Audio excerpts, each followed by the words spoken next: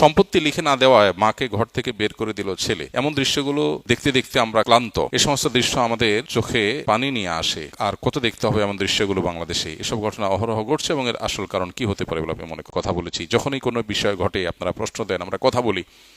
মূলত আমাদের কাঠামোটা, রাষ্ট্রের কাঠামোটা ইসলাম এবং মুসলমানদের জন্য অনুকূল করে তৈরি করা হয়নি। কাঠামোগতভাবে বরং ডি ইসলামাইজেশন করার একটা প্রাণান্তকর চেষ্টা আমাদের দেশে করা হয়েছে, যার দুর্ভাগ্যজনক পরিণতি আমরা এখন দেখতে পাচ্ছি।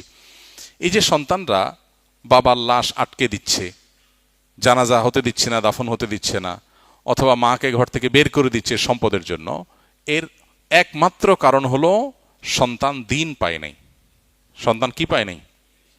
বস্তুবাদী এই সমাজে মানুষকে শুধুমাত্র খাই খাই শেখানো হয়েছে, স্যাক্রিফাইস শেখানো হয় নাই। ইসলাম আমাদেরকে স্যাক্রিফাইস শিখিয়েছে। আজকের পৃথিবীতে আপনি যেদিকে যাবেন, যেদিকে তাকাবেন, ভোগ ছাড়া কিচ্ছু নেই।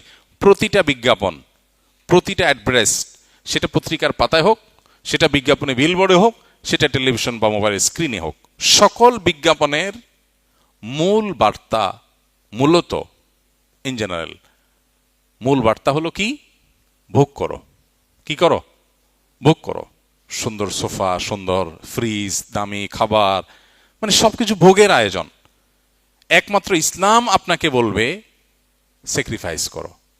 মন চাইলেই সব করা যাবে না, কন্ট্রোল করতে হবে। ইসলামের এই চেতনা যদি রাষ্ট্র ধারণ করত এবং মানুষের মধ্যে সেটা দেওয়ার চেষ্টা করত, তাহলে আজকে এই ভয়াবহ অবস্থা আমাদেরকে দেখতে হতো না।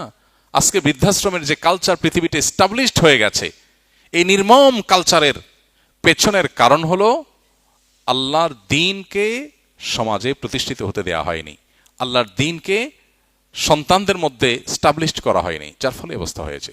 একজন দিনদার ছেলে পৃথিবীতে দেখাতে পারবেন না, একজন দিনদার ছেলে 5 ওয়াক্ত নামাজ পড়ে, হালাল হারাম মেনটেন করে, কোরআন পড়ে, আল্লাহ এবং তার রাসূলের আদেশ নিষেধ মতো চলার চেষ্টা করে। এই মুসলমান তার মাকে সম্পদের জন্য ঘর থেকে বের করে দিয়েছে, বাবার লাশ আটকে রেখেছে, এই ধরনের কথা তো দূরের কথা, এর ধারে কাছেও কোনো দিনদার ছেলে মেয়ে দ্বারা কখনো গঠিত হওয়ার কোনো ঘটনা পৃথিবীতে দেখানো যাবে না। রেয়ার, খুঁজে পাওয়া কঠিন হবে, অসম্ভব মতো অলমোস্ট। তাহলে বোঝা গেল মূল সমস্যা হলো দিনদারিতা না থাকা। এই জন্য সন্তানকে দুধে ভাতে রাখার চেষ্টা করেন, অসুবিধা নাই, তার আগে চেষ্টা করবেন সন্তান যেন মুসলমান হয়, আল্লাহ ভীরু হয়। আর না হলে ভাবসাবটা হবে ঠিকই, ভেতরে সব ত্রাস হবে। সমাজে খুব ভাব ধরবেন ছেলে এটা করে সেটা করে, কিন্তু ভিতর দিয়ে কষ্ট থাকবে। ছেলে তো আপনার পরিচয় দিতে চায় না। আল্লাহ তাআলা আমাদেরকে বোঝার তৌফিক দান করুন। কোনো মুসলিম যদি ইউরোপ বা অন্য কোনো অমুসলিম দেশে শুকরের মাংসের দোকানে বা সেকশনে কাজ করে টাকা উপার্জন করে, তবে সেই অর্থ কি তার জন্য হালাল হবে? অবশ্যই হালাল হবে না, বরং হারাম হবে। কারণ শুকর এটা নাজিসুল আইন বা মজ্জাগতভাবে, মূলগতভাবে নাপাক। ফলে শুকরের গোশত কেনাবেচা, রান্না কিংবা রান্না করা খাবার সার্ভ করার কাজে যদি কেউ চাকরি করেন, যেমন অমুসলিম প্রধান দেশগুলোতে আমাদের ভাই ব্রাদাররা যারা ফুড ডেলিভারিতে কিংবা কোনো আপনার রেস্টুরেন্টে কাজ করেন, যদি একেবারে নির্দিষ্ট করে এই সেকশনেই তিনি কাজ করেন, তার উপার্জন হারাম হবে। তার উচিত তার চাকরি জবটাকে সুইচ করা, এমন কোনো জায়গায় যাওয়া যেখানে তার সরাসরি হারাম খাবার প্রস্তুত করা, সার্ভ করার কাজে তাকে সেবা দিতে না হয়। কেউ হয়তো মনে করতে পারে যে আমি নিজে তো খাচ্ছি না। হ্যাঁ, আপনি নিজে খাচ্ছেন না, এটা ভালো কথা, কিন্তু যখন আল্লাহ রাব্বুল আলামিন কোনো কিছুকে হারাম করেন, সেটা কেউ খাবে তাকে রেডি করে দিলেন, এটাও অপরাধ। একজন খুন করে নাই, কিন্তু খুনিকে ছুরিটা ধার দিয়ে আগায় দিস। কি বলেন? বলো না আমি তো খুন টুন করি নাই, উনি খুন করতে চাইছে, আমি জাস্ট তাকে আগায় দিস। কি বলেন? অপরাধী হবে কি হবে না?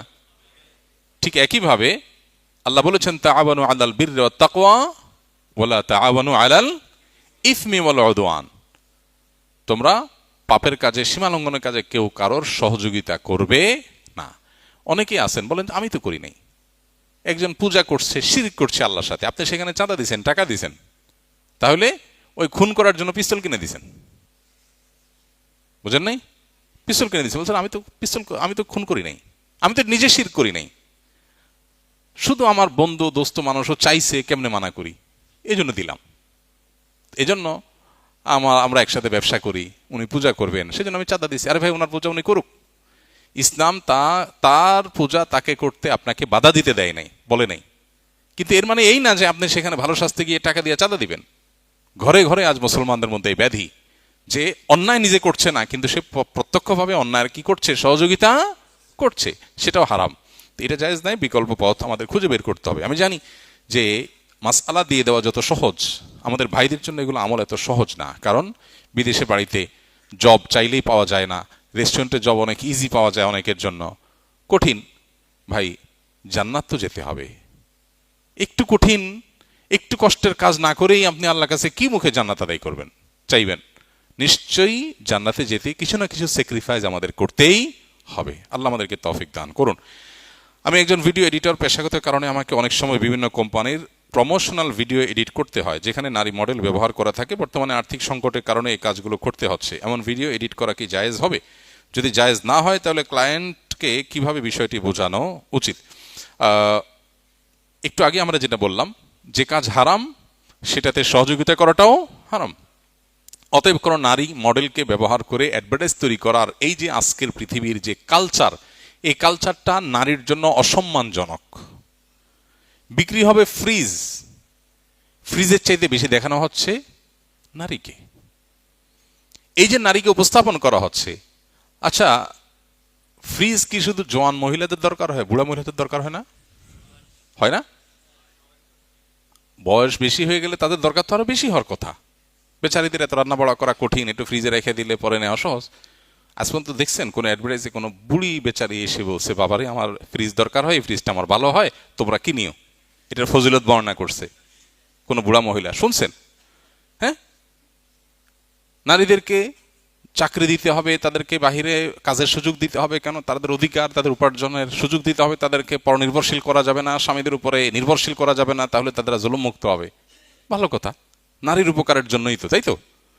তো চাকরিটা কি জোয়ান নারীর বেশি দরকার না বুড়া নারীর বেশি দরকার?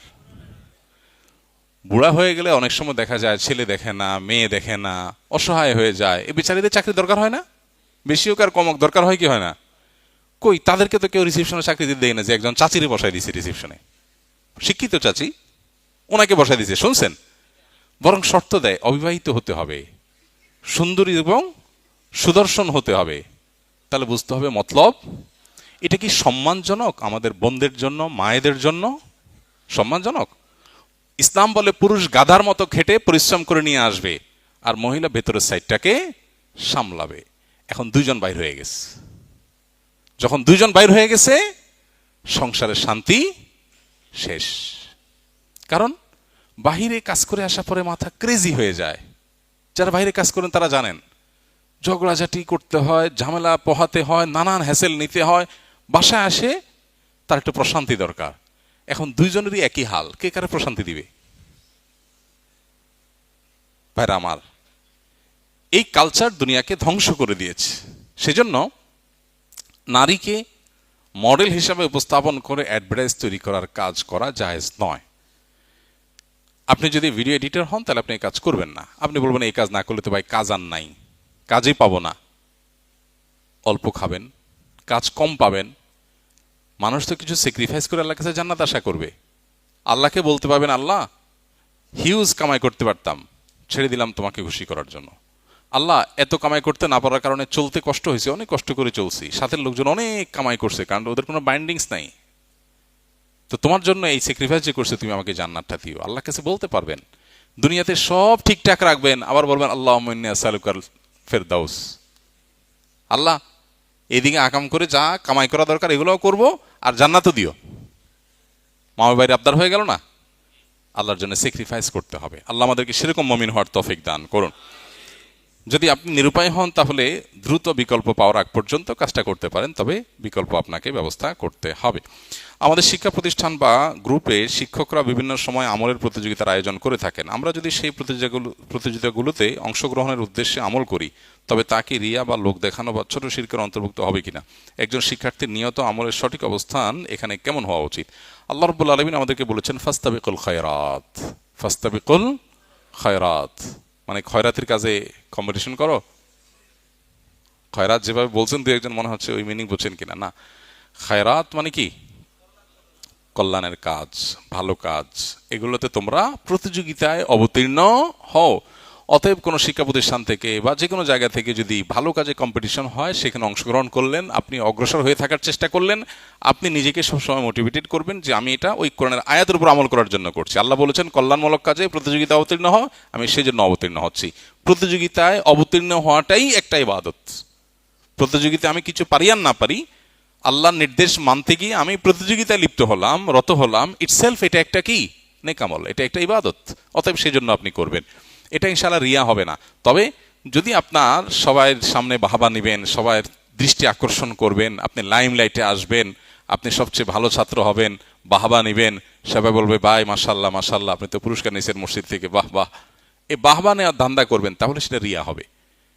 এই জন্য নিয়তটাকে খালেজ করতে হবে এবং ইসলাহ করতে হবে, সংশোধন করতে হবে, যে আমার নিয়তের মধ্যে ভেজাল যেন না আসে। বাস, এরপরেও যদি ভেজাল আসার আশঙ্কা তৈরি হয়, তারপর কাজ থামাবেন না, কাজ চালায় যাবেন এবং নিয়তকে সংশোধন করার জন্য সংগ্রাম চালাবেন নিজের সাথে। অনেক সময় দেখা যায় অনেকে বেশি ভালো শাস্তি গিয়ে বলে না, আমার মনের ভিতরে খারাপ চিন্তা আসছে, তাহলে কাজটা করবো না। এরকম করবেন না, কারণ করতে করতে একটা সময় নিয়ত ইসলাহ করা যায়।